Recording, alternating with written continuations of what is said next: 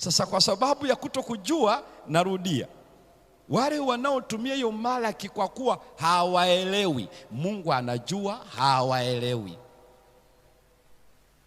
Mimi nikuulize swali mzee Madu, nione wale ambao washiriki ambao ni waaminifu kwa zaka na sadaka, nyosha mkono. Mnataka kusema ampo? Tusibabaishane.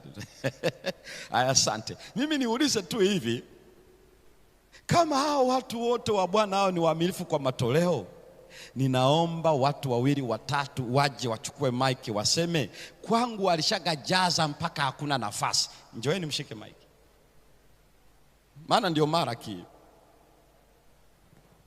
Ni nani ambaye kwa kuwa mwaminifu wa zaka na sadaka Mungu alishagajaza mpaka hakuna nafasi? Nyosha mkono. Sasa maana yake nini sasa? Maana yake uelewa wa hiyo Malaki 3 ni nje kabisa tulio nao sisi. Na saa nyingine anayezungumza, unajua Mungu atajaza hapo, mchungaji Semba amekomaa, muulize yeye kama kwake walishagajaza hakuna nafasi. Mambo ya ushirikina tu. Unajua tusidanganyane hapa. Watu wa Mungu wanajikunja uaminifu wa zaka na sadaka, wanasubiri wajaziwe mpaka nafasi hakuna. Yeye huyu mwenyewe anayewaambia mkiwa waaminifu Bwana atajaza, muulizeni kama alishasema Bwana imetosha, kwangu umeshajaza, imetosha Bwana. Kama hakuna, ndio maana watu wameacha kuwa waaminifu. Akili ya kuambiwa walishachanganya na za kwao, wakaacha kuwa waaminifu. Na ni kwa sababu ya mafundisho, matafsiri isiyo sahihi.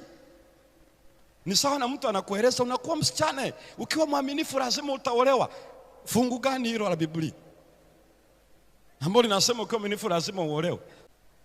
Binti anakomaa kwa mwaminifu ili ajaolewe, mwaka mwingine 7. Mwisho anasema atakaye kuja huyo huyo. Alafu kinachomkasha tamaa wale ambao anawajua kwamba ni wahuni ndio wanavaa shera. Hii dunia hii. Mwisho anasema kile ya kuambiwa. Biblia inasema wewe mwaminifu hata kufa. Haisemi wewe mwaminifu hata uolewe. Hamna.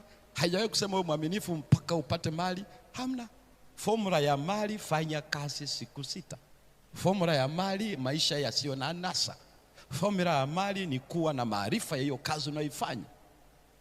Yani hakuna mara popote eti unaenda unafunga na kuomba upate mali, eti unarudisha zaka na sadaka upate. Huo ni mchezo wa biko. Biko peleka biko.